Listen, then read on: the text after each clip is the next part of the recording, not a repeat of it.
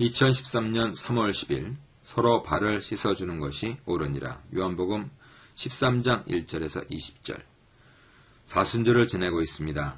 예수님의 삶과 가르침을 좀 더 깊고 넓게 생각하면서 우리의 삶을 돌아보는 의미 있는 계절입니다. 비춰볼 수 있는 대상이 있으면 우리를 자라게 하고 우리를 다듬어 쓸모있는 사람으로 살게 합니다. 작고 약하고 자신보다 못한 이와 비교하면서 자기의 우월감에 빠져있는 자가 있다면 소인배여 아마도 유치한 자랑병에 걸리게 됩니다. 하나 적어도 자신의 삶을 소중히 여기고 인생의 가치와 삶의 진정한 의미를 진지하게 생각하는 사람이라면 혹 너무 멀고 크게 보여도 본이 될 만한 분을 바라보면서 살아가는 지혜를 알게 됩니다. 오늘 자신이 스스로 본을 보였다 말씀하시면서 인생의 스승이 인류의 구주가 되어주신 한 분을 만나게 됩니다. 6월절 전에로 시작하는 13장 1절은 그분이 겪어야 할 위기와 죽음의 시간을 표현합니다. 그 또한 앞으로 될 모든 일들을 알고 계셨습니다. 예수께서 자기가 세상을 떠나 아버지께로 돌아가실 때가 이른 줄 아시고, 그리고 요한복음의 기자는 그 후에 행한 일들이 모두 한 가지 목적에 의해서 이루어질 것이라고 말하고 있습니다. 세상에 있는 자기 사람들을 사랑하시되 끝까지 사랑하시니라. 여기서 자기 사람들은 누구를 가리킬까요? 요즘 대선이 끝나고 이것저것에서 자주 사용하는 말이 자기 사람이죠. 자신을 위해서 일한 사람, 자신을 존경하는 사람, 자신이 애지중지 아끼는 사람, 자신에게 유익이 되는 사람, 자기 가족, 동문, 동향 등을 뜻하는 말로 쓰고 있습니다. 그런데 우리에게 나를 본받으라 말씀하신 그분의 자기 사람들은 이와는 많이 달랐습니다. 사탄에게 생각이 지배되어 3년 동안 모신 스승을 팔아버릴 음모를 꾸민 자까지도 자기 사람입니다. 불같은 호언장담 뒤에 3번이나 부인할 것을 이미 아신 제자도 자기 사람입니다. 자신의 십자가길의 마지막 동무가 되어준 강도마저 자기 사람이라 하신 주님이시니 우리 중에 처음부터 그 품 안에 들어가지 못할 리 아무도 없을 것입니다. 그래서 요한복음 기자는 한참 전에 그분 오신 목적이 하나님이 세상을 이처럼 사랑하사 생명 주시기 위해 쉽지 않은 길을 떠나신 것이라 말씀하신 것입니다. 세상에서 벗어날 그 어떤 존재도 없습니다. 로마서에서 바울 사도가 증언하듯이 우리를 향한 하나님의 사랑에서 끊을 수 있는 것은 그 어떤 것도 없기 때문입니다. 이제 다시 본문으로 돌아가 6월절 식사하는 때의 모습을 그려봅시다. 저녁을 먹는 중에 식사를 다 마치시지도 못한 예수님은 자리에서 일어나 겉옷을 벗고 수건을 가져다가 허리에 두르시고 벼에 물을 떠 갑자기 제자들의 발을 씻기 시작합니다.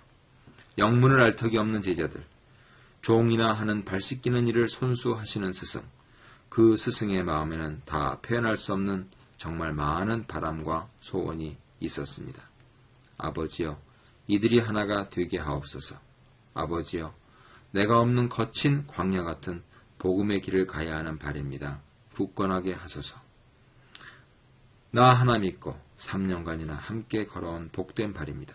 칭찬하시고 이 발로 평화를 전하고 생명을 깨우는 굳센 발자국을 남기게 하소서. 그분의 손길에 더러운 발이 깨끗해지고 제자들의 마음이 거룩해집니다. 다만 18절 19절에 자신을 버릴 이에 대한 아쉬움과 안타까운 마음조차 이미 성경에 기록된 하나님의 아들이 가야만 하는 십자가의 숙명이요, 그 길을 순종으로 받아들이는 그분의 모습은 거역할 수 없는 그리스도의 길을 보여줍니다. 내가 진실로 진실로 이르노니 종이 주인보다 크지 못하고 보냄을 받은 자가 보낸 자보다 크지 못하나니 너희가 이것을 알고 행하면 복이 있으리라. 제자들의 발을 씻겨주시는 예수님의 마음에 평생 잊지 못할 아름답고 따뜻한 장면이 떠오릅니다. 다름 아닌 불과 며칠 전 베다니 나사로의 집에 갔을 때 순전한 나디양 한 근으로 자신의 발에 붓고 자기의 긴 머리털로 그분의 발을 씻고 닦아준 마리아의 모습입니다. 값으로 셈하고 있는 제자의 포악한 속셈을 뚫고 예수님의 마지막 가는 길을 준비해주는 한 여인의 아름다운 마음과 손길이 그분의 가야만 하는 십자가의 길에 향기를 더해줍니다. 얼마나 좋았으면, 얼마나 그분에게 힘이 되고 눈물나게 고마웠으면, 온 천하에 어디서든지 복음이 전파되는 곳에는 이 여인이 행한 일이 기억되리라 는 극찬하셨을까요? 그 마음으로 아직도 발등에 다 가시지 않은 향기를 품고 예수님은 제자들의 발을 하나씩 하나씩 씻어주고 계신 것입니다. 이것이 사랑이요. 이것이 예수님을 스승으로 여기고 본받아 살겠다고 기도하는 그리스도인들에게 주어진 명령입니다. 내가 너희에게 행한 것 같이 너희도 행하게 하려 하여 본을 보였노라. 본문에 대한 짧은 나눔을 마치면서 한 가지 궁금증을 가져봅니다. 왜 성찬의 이야기와 달리 이 세족의 이야기는 요한복음에만 있을까? 그것이 궁금합니다. 혹시 십자가에서 부탁하신 어머니 마리아를 마지막까지 모시고 산 요한이었기에 다른 얘기는 그냥 스쳐 지나갈 수 있는 발 씻김의 이야기를 남기고 싶었던 것은 아닐까요? 교회의 전승에 따르면 요한은 에베소에서 예수님의 어머니 마리아를 자신의 어머니처럼 모시고 살았다는데 아마도 그 어머니의 주름진 발을 정말